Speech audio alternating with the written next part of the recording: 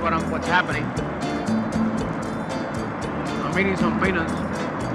Hasn't hit me yet. I'll let you know. It's mixed. It's mixed feelings. It's been 40 years since I was there, and I just don't know how I'm going to react. I'm going to be happy. I'm going to be sad. Are we going to feel that we should stay there? Is it our real home? Is it something that is out of our minds now and it's going to be hard to deal with?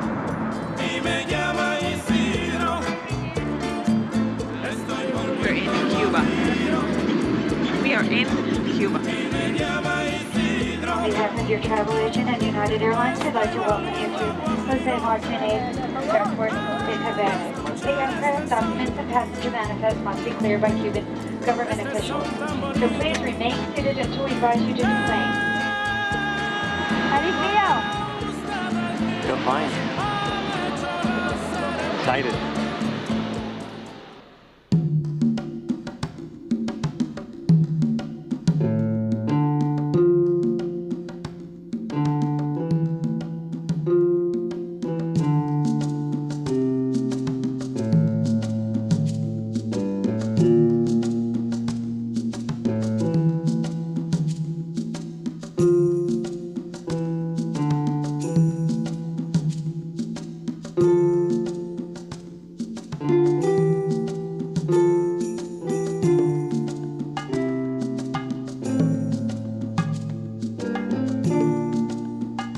A Cuban Jew was someone that migrated from either Russia or Europe, lived in Cuba until the beginning of the revolution when most of the Cuban Jewish community left. My father was born in Cuba, and my mother was born in Havana. Russia. My father came in 1923 from Russia, and my mother came from Poland.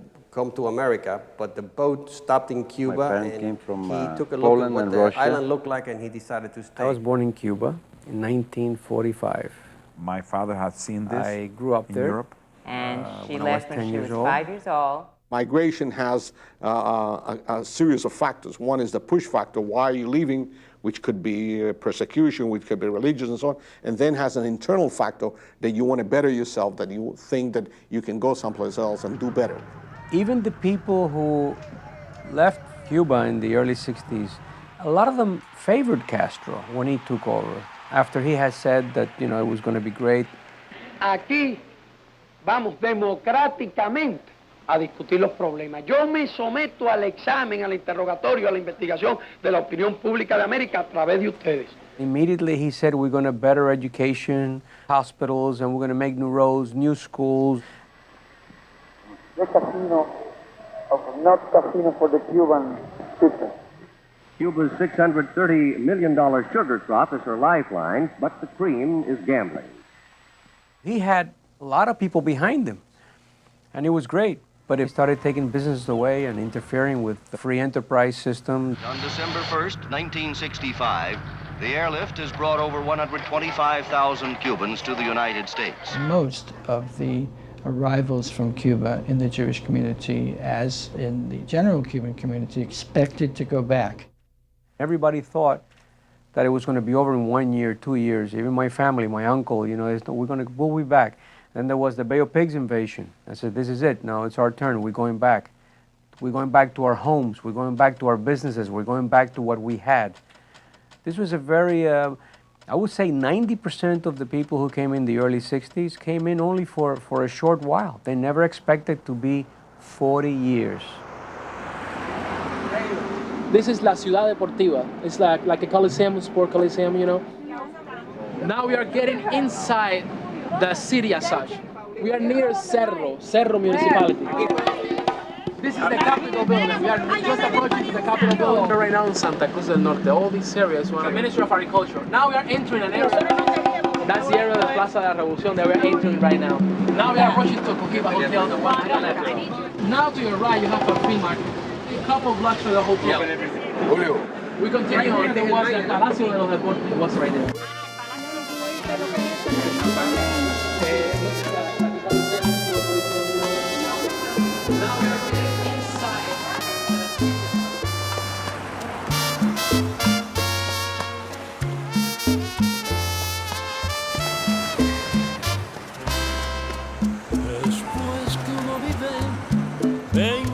desengaños, ¿qué importa uno va? Después que conozcas la acción de la vida, no debes de llorar. Hay que darse cuenta que todo es mentira, que nada es verdad. Hay que vivir el momento feliz, hay que gozar lo que puedas gozar. Allá en Valderrama, a la calle 23. Oiga, caballero, el cruce de tren donde chocó la guagua del centro, ¿te acuerdas? Y esa no fue la esposa, oye, está bien que esa no fue la esposa del presidente, Grau nunca se casó. Ahí otra carta tuya.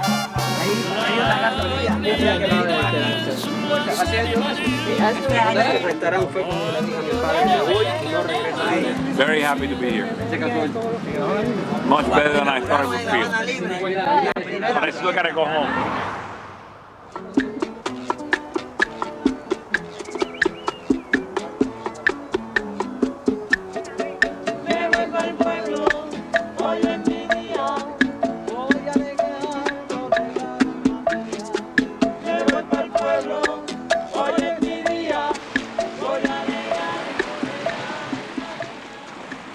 My mother's originally from Russia. She was born in Riga, and she left when she was 5 years old.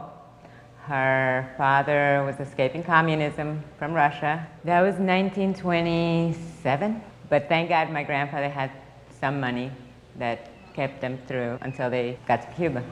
My grandfather came from Russia. He used to be a lieutenant in the Russian army. He decided to come to America, but the boat stopped in Cuba and he took a look at what the island looked like and he decided to stay. My mother's side, my grandfather came over from Marseille. The boat picked up sugar in Cuba and he ran into some friends of his and he saw some gorgeous mulatas and he said, oh my God, am I in heaven or what? January the 3rd, when they came into my house with submachine guns and put us all up against the wall, and they searched the entire house, and they went into the garage and said, you got 3 cars, we're taking 2 away. This is what the communist revolution will do to you. And they remind me what we're up against. That was the house that I moved to when I was about 5 years old. The house was just finished. I lived there until I was about 14 years old. This is my uncle, my mother's brother. When I was little, I used to sit here, this couch still here, and this used to be the steering wheel of the truck, and I drove the truck around. When Castro came, my uncle moved in with my aunt, and they were able to keep the house. We used to have a lot of parties here. My father was a very social type of person, and he was involved with a lot of wheels and deals in the government, so he had to entertain a lot of people. Also, the family came for the Jewish holidays. Lo mismo. Estos muebles no han sido cambiados. This furniture is still the same from the time that my father did this house, which is back in 1958. This is where I studied before my visit in this office. As a matter of fact, this sacapunta is still here, from here. This is a picture of me and my sister. Oh my gosh. I can't say what people are looking for, but if they're looking for a replica, if they're looking for a sense of human contact, I don't think they're going to find it. Too much has changed in Cuba since then. And the Jews in Cuba who remain are a very, very tiny percentage of the original group.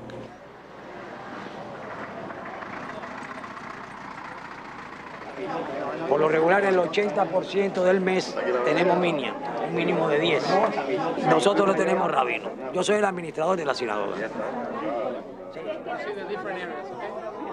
I really didn't expect to see anybody there. I mean, especially that lady who knew my mother. Bueno, ella conoce a Elisita, que eran vecinos, no somos familia, pero conoce todo lo del auto. No me digas. Yo viví ahí también. Ella conoce Chiprú también, mi abuela. Claro, yo conocía todo. I asked the name of who she was, and she knew this person in Miami who I also knew. It so happens he's my cousin. He says, what is your name? I told her my name, and she said, is your mother Matilde or whatever? I says, yes, I says, I know your mother, and this is how we got, you know, to know each other. Ahora, lunes, da muchos recuerdos de mi parte. Dígale que él me vio aquí, que estamos bien. Que estoy esperando a ver si me voy para Italia. This kitchen is kosher, and we know this because there are 2 sinks. There are 2 sets of plates, the blue and the beige, so that you can distinguish between the meat and the milk. This is basically the #1 symbol of a Jewish community, the mikvah. Yeah, without a mikvah, can't happen. Wow. It's a thrill to see, wow, this is where I grew up, and this is where I was born, and this is my room, and this is my kitchen, and oh my God, I remember this, and that's a little blackboard where I used to play teacher. Joven, esta es tu casa. Mira lo que dice Rhonda. Joven, esta es tu casa. Sure is. Esta era la sala, aquí fue el bris de Dani. Y aquí jugaba yo siempre. Este era like my playroom. And then I said, my God, but it hasn't progressed. It's stayed stagnant. And we went to Miami from here. This was my last house. I remember packing up, thinking that we were going on vacation for a couple of weeks. Of course, we left with 20 suitcases, but we were going on vacation. And that was it.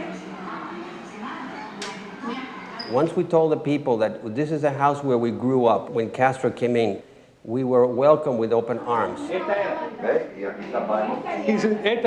let us in, they invited us, they wanted us to drink coffee with them. They wanted, so welcoming. It was unbelievable. Except when we went to the school.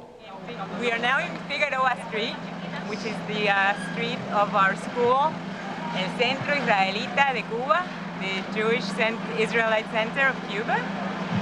And I vividly remember the statue of Jose Marti with the flag, which you see right there at the entrance.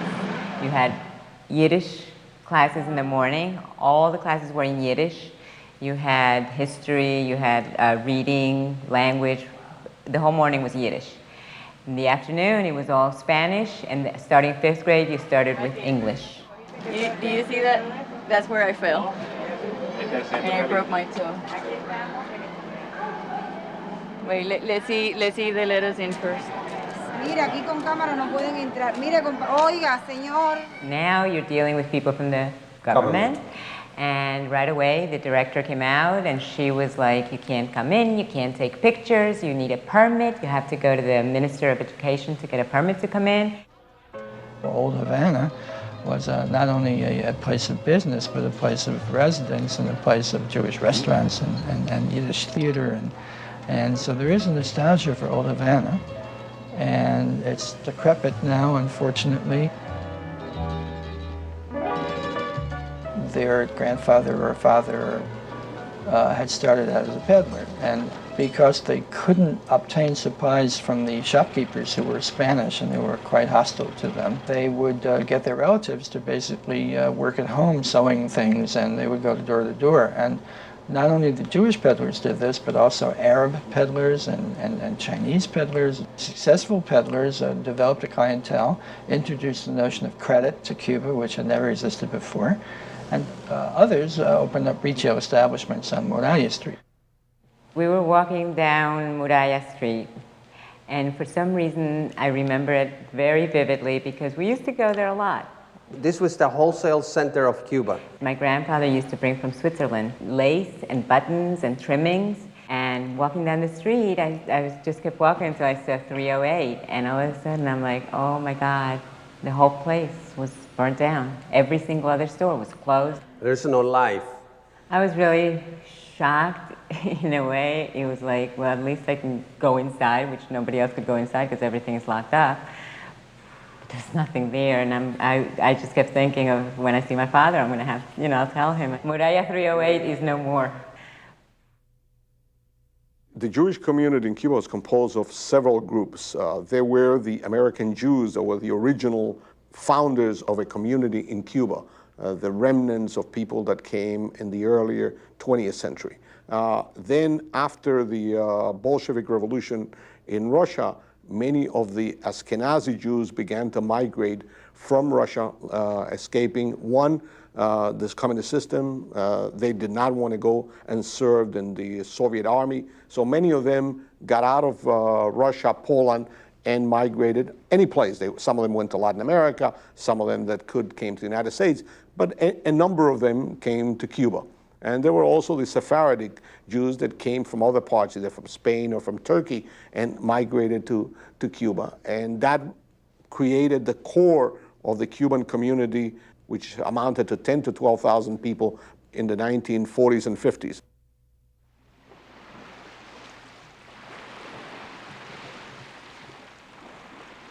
My father was born in Poland. My mom was born in Sagualagua Grande, Las Villas, Cuba. My father had seen this in Europe, and he could smell it. He just knew it was happening. He knew it was coming. And well, I was just told, why don't you go to the U.S. to stay with your cousins? And when I came over, then they said, well, why don't you stay for school 1 year? I said, okay. It was neat. There was no political reason from my point of view. You had the people who could not put the two things together. How could you be Cuban and Jew? You could be either Cuban or Jewish. And I would say, wait a minute, are you American? Yes. Are you Catholic? No, you're Jewish. So you have a nationality and you have a religion. I have one of each, too. I just happen to be Cuban.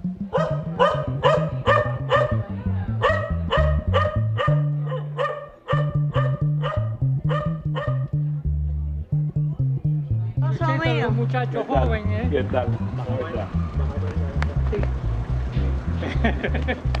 Dice que sí.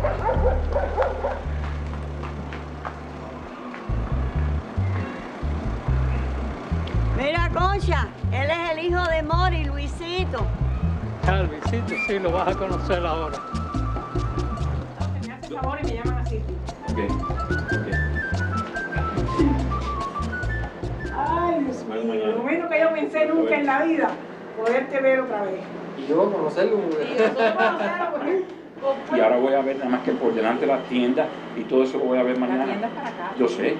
Yo le mandé a decir a Raquelita estos días que nunca le he escrito ni le he dicho nada, que Raquelita, te mando a decir por primera vez que pasé por la tienda y allí no hay tienda, nunca han hecho tienda. We are in Louis' father's store. It used to be a men's clothing store. They used to make guayaberas, and they used to, in the back, they used to cut them and make them. But they used to sell all kinds of pants and all types of men's clothing.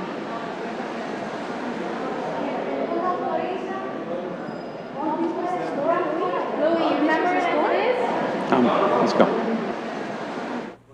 My name is Bill Stabinsky, commonly known as Cookie, from a nanny I had when I was a baby. She started calling me Cookie for some reason and it stuck. My father was born in Cuba and my mother was born in Russia. I wasn't 12 yet when I left Cuba. I guess because I came with the expectation that things were deteriorated, I wasn't that surprised. I was glad to see that even though things were deteriorated, that nothing had changed, because I was actually able to see everything the way they were. I don't think I had actually forgotten them, I just relived them. So it was nice because they are great memories. So I was glad to have been able to relive everything, even though it was in a matter of seconds.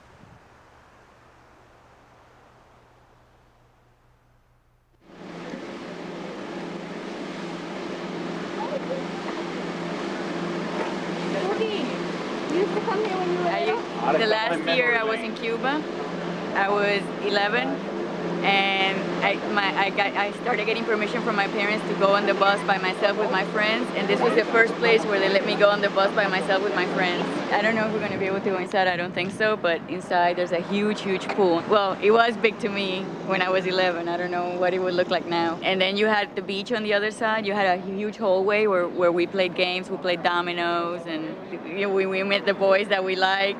There was a wall over here that had holes in it, and I think that was a pool area over there, so maybe we could see through. Can you see?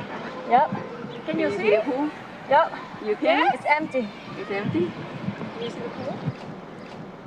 And there's the wall. You used to jump over. With your heel, with your heel. Pull with your hand in the ball. Put your foot in here. And hold on to the wall. Push the wall. Oh my God. Oh my God. El muro. Did you take the muro that I told you? Honey, you have to see this. I will. As soon as we get off, I will. Oh my God. You guys have to see this. Does it look exactly the same? Yes, it does. It's how I remember it. It's exactly like I have it in my mind. I was born in Havana. My father came in 1923 from Russia, and my mother came from Poland. They met here in Havana, and it was they were very poor. My father moved to Pedro Betancourt and opened a store, and then he went back to Havana to see if he can meet a nice Jewish girl, which he did, and they got married November 30th, 1930. And October 30, 1960, we had to make a move to the United States. I was born in Havana, Cuba, 1936. My parents came from Poland and Russia. My father started in a shoe factory. I left here when I was age 23. My reason for coming here was not to see like my old house. When I'm in the States or when I'm in Europe, I see the people living like in Spain, for instance, no? And I see them happy. You know, when you're in your country of origin, the feelings that you have for the country that you grew up are different than, even if you make millions of dollars in the United States, you still have something inside you that you need. And that's one of the reasons I came here. Aquí me dejaban a mí, en este cine, ponían dos películas, cartoons, noticieros, parte de sport, de un juego de pelota, everything for 5 cents. And then here in front, el Café Lili, era un café Yiddish, que había un café Yiddish, que vendían bagels y pastries. It was very famous here. Everybody used to come here Sunday to get their pastries for Sunday brunch.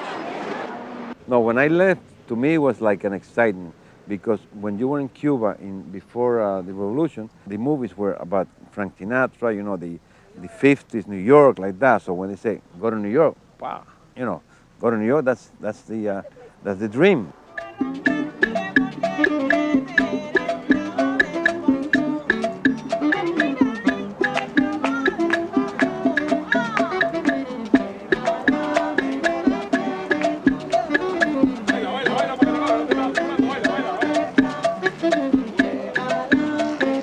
Then I was happy in Miami.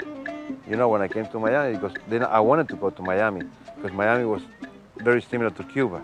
But then, you know, years passed. I don't know what happened during that time. That's why I said to her that I envy her, because she has something that I wish I had, the feeling for the religion.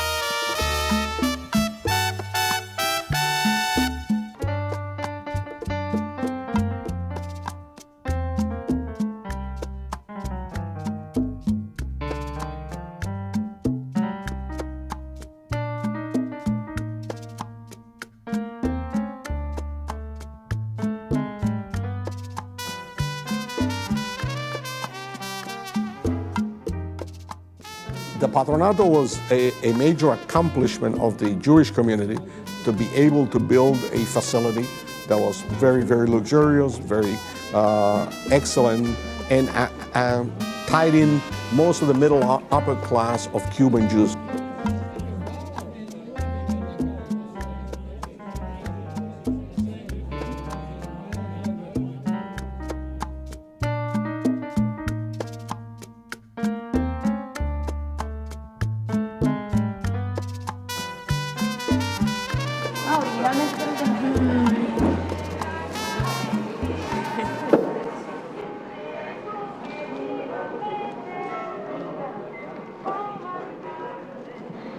This is where we had all our celebrations, all of our mitzvahs, weddings, everything was here.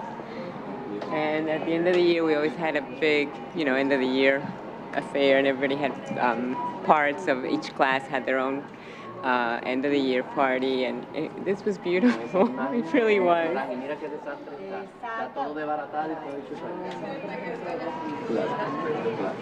This is very, I don't know how many pictures I have taken on these steps. I mean, this is like...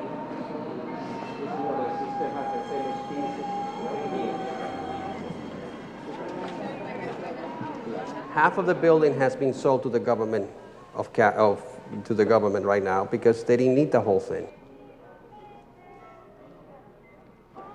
When I started walking in and I didn't know what to expect inside, my heart was pounding really fast. I started sweating. I was actually going through an anxiety attack. And then when I walked in and I saw the place, it was actually like, whoa, I went back in time. And it was amazing, the feeling I had. I don't know how to describe it. No, don't take me now, please, don't. The Jewish community in Cuba was very close-knit. Everybody knew almost everybody. I guess it's the same thing that's happening with us right now in Miami, except that we're simulating more. And what's left, the sanctuary, looks terrible. And it was gorgeous. It was absolutely gorgeous. When you walk into that sanctuary, it was like, wow. Clean the chairs. Why do they have to have a crap like that? I don't understand. Because nobody from the community right here. But they come for services. What do? Yes. Yeah, they do. This is never used anymore. Mi mamá y mi papá eran de Pinsk también y eran muy amigos de tus abuelos, de Aarón y de Esther. Y Esther Shaposhnik fue la última presidenta del Freud. In Sukkot, we have brought a lulav and an ethrog. And my oldest daughter, Dina, she had the Sukkot service in the temple, and that was nice. Dilo alto. And then do I move it? Yeah, you move it up 3 times to your heart, down 3 to your heart. All the 4 points. Okay, let's go. When do I move it? As I do the bracha? When you finish both. Okay.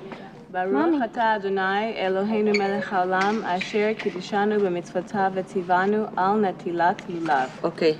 Baruch atah Adonai Eloheinu melech haolam shehecheyanu v'kiyamanu v'higiyanu l'zman hazeh. Amen. Amen. 1 to your heart. 1, okay, down to your heart. Okay. That's it. Whoever wants to do it can do it. Anybody? No. Lenny, you want to do it? No, I want. Okay. Adela, te voy a dejar el lulav y el esto. Tú sabes lo que yo tuve que hacer el primer día de Sukkot. Coger unas palmas reales, amarrarlas y hacer un lulav. Ok, aquí lo tiene Y yo les agradezco mucho, mucho a ustedes que se han acordado de nosotros, que nos los han traído, porque nos hemos sentido tan solos durante casi 40 años. Y cuando vemos que no estamos solos, que tenemos familia, ustedes son nuestra familia. Gracias por todo. En esta festividad de Sukkot recordamos la historia de nuestro pueblo, sus largas y angustiosas travesías por los desiertos. Yeah, I'm sure these were the chairs. These were it? That was here. Wow.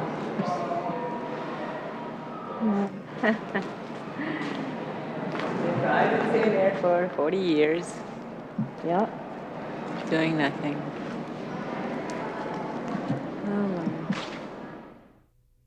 In this country, I feel different completely.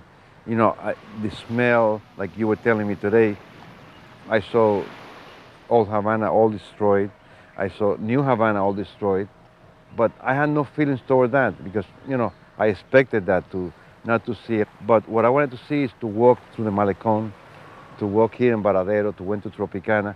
For me, those were the feelings, the good feelings. Even the Patronato too, you know. It reminds me of my Cuba, you know, when I live here. Cachumba, me, la vieja Inés que fuma tabaco y toma café y nos pasamos horas en esto. These are really exactly, I used to play here with my cousin, with Emma. My name is Aida Mitrani. I was born in Buenos Aires, Argentina. My parents are from Europe. My father from Poland, my mother from Russia. I moved to the States in 1962, and that's where I became very involved with the Cuban community, and within that community is where I met my husband, Eli. I was born in Cuba in 1945. I grew up there. When I was 10 years old, we came to the States for economical reasons, not political reasons. At that time, Batista was in power. This is the first trip back after 43 years. I guess I gotta go to my neighborhood. I mean, I don't feel yet, I guess. Feel like a tourist? I still feel like a tourist. I like the old cars, 50s. All American cars.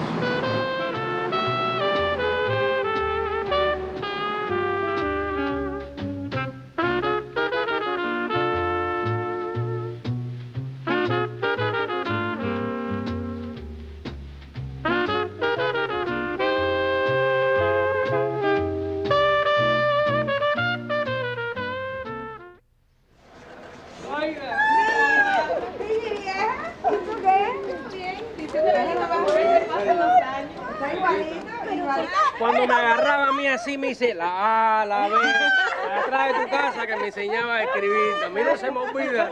Estos son recuerdos. This man was a barber, and they used to live right behind my house, and they used to make a decent living, a car, a home, and a barber shop. And when Castro took over, he just took over his business. It wasn't any longer his. Bueno, ¿qué pedir? Yo soy Elías, del auto. The lady who used to take care of me, we went to their apartment with a little old man. He's 78 years old and he still has to cut hair to be able to make a few pennies to buy an avocado. No te preocupes. ¿Cómo están por allá? Todo está muy bien, la verdad. Mi mamá, Óyeme, chico, aquí estamos pasando un hambre. Sí. Hay una necesidad que tú no te puedes imaginar. Estamos viviendo de limosna. Porque el dinero cubano que ganamos, porque yo recibo de pensión, se convierte en $8 al mes. ¡Ay, no! ¡Ay, no! ¡Ay, no! Pero nunca me enseñé que yo digo este encontré otra vez. Tu cara está igualita. De verdad que sí, ahora que te vi. Yo pensé tú me hablaste por teléfono que es, pero la verdad que tu cara está igualita. Ay, no, chico, seguro.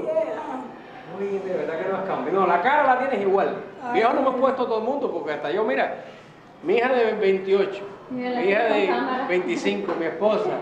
¿Cuál es tu esposa? La de Mucho gusto. He escuchado toda la vida, he escuchado hablar cosas muy lindas de ustedes. Hola. Rhonda. Ay, ¿cuál es Matilde? Matilde, bueno, es mi mamá que sí, se yo sé, pero bueno, tú no le pusiste a tus hijas Matilde, no, ya. ¿No? Tierra de mi amor, tu recuerdo vive sin poder. Oh, mi Dios, desde el cielo escucha mi voz. It's sad to see someone like this, you know, just trying to get pennies here and there in order to eat. Pidiendo mi regreso y vida más simple la de ayer.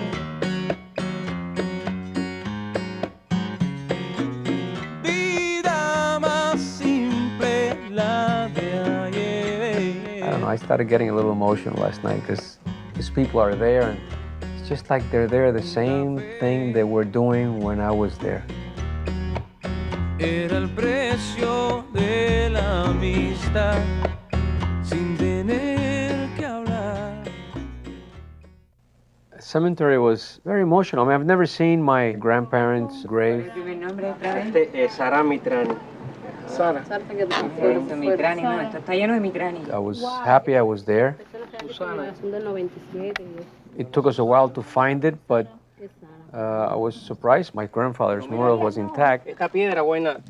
Ponela al lado de mi papá. No, papi, I don't think you should touch it. Why not? I'm sorry.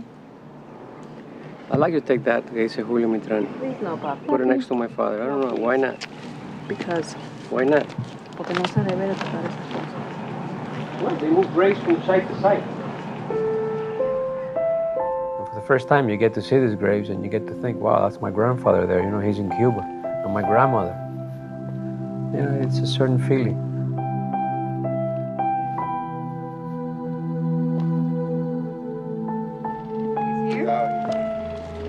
You found who? Your grandfather? My great-grandfather. You're kidding. ¿Cuál es la Right here, fila Pa. de...?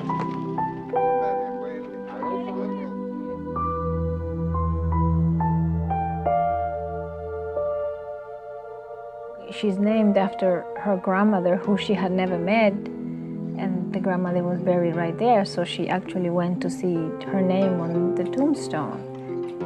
Going to the cemetery, I think, was like putting the links together, the old with the new, and the identity of the ancestors and the continuing line.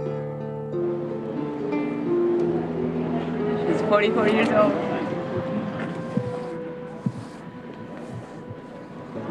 She's 44 years old, eh? Young. She was.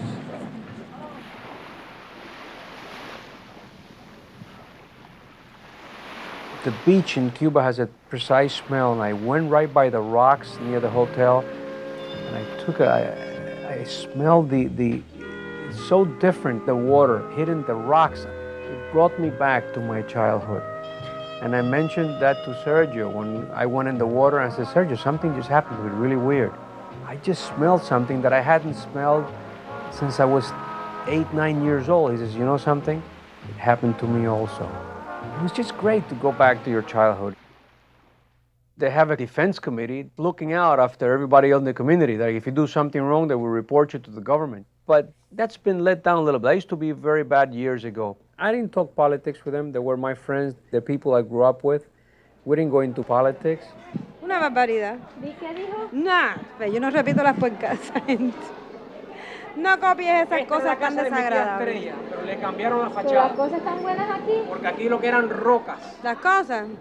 Si tú trabajas y te empeñas, sí. También eran unas columnas de roca. Lo que hay que verle el aspecto nada más para que tú veas.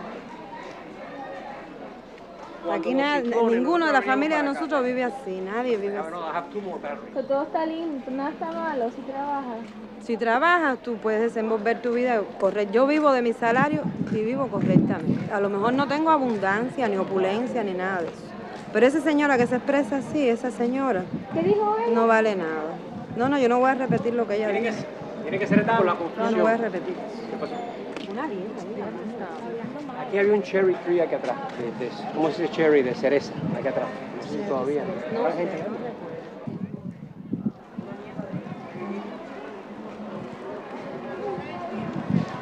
Let me tell you something. These people, they're not going to complain about the way they live. And they said, you know what, tell everybody, tell la familia que venga because we miss them and they should come and they should come visit us because we love them. And that we don't look down upon them because they left, is what she said. What did the other woman say?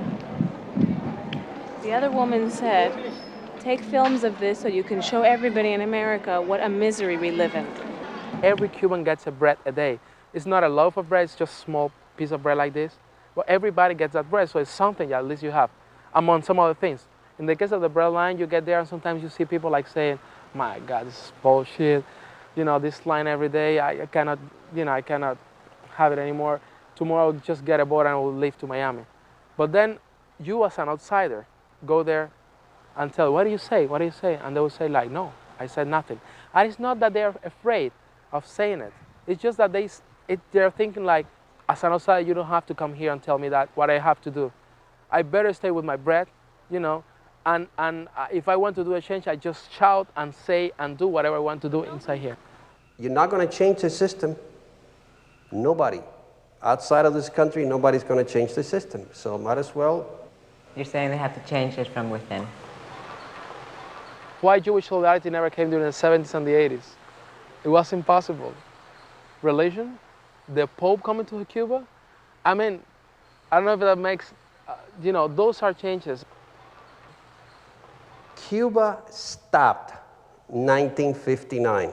That's how I feel. I feel like Cuba stopped, the rest of the world went on, and it just stayed where it was.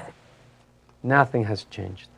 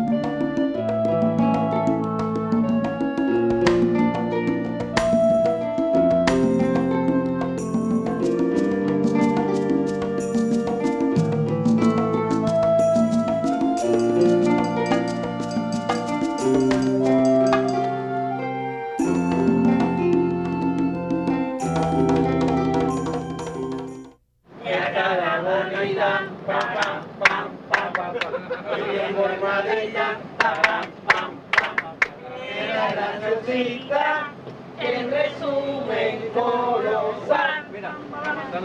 Ah, sí, la manzana de Gómez. Hotel Plaza, Hotel Plaza, manzana de Gómez. Y ahí estaba el anuncio de John Berger.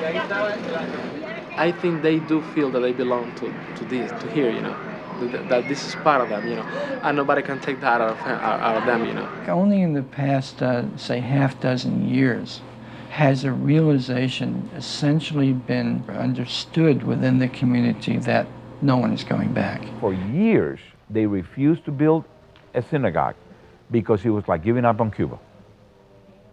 I don't think of Cuba as my home anymore.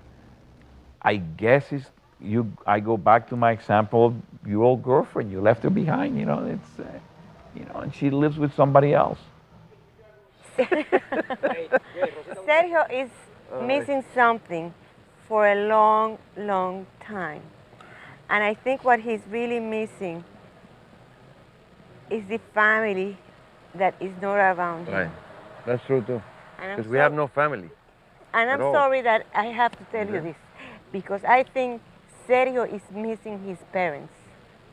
And the link, Cuba, Miami, and this is his parents. Sergio every day is missing his parents.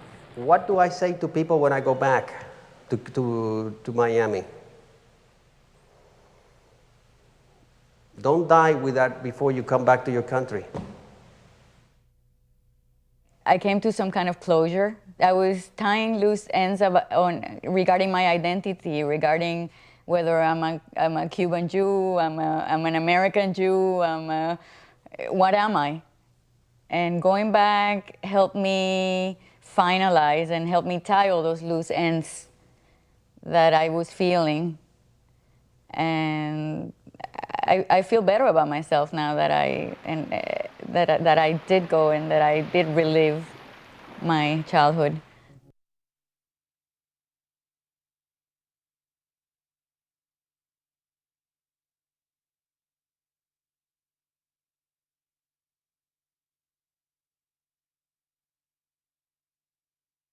Quisiera que la muerte, cuando fuera a aparecer, se acordara de traer un poquito de aguardiente.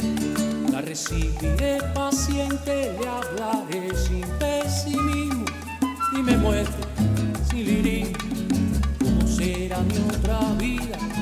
Y si me dicen que hay bebida, me voy contigo ahora mismo. Y si me dicen que hay bebida, me voy contigo ahora mismo.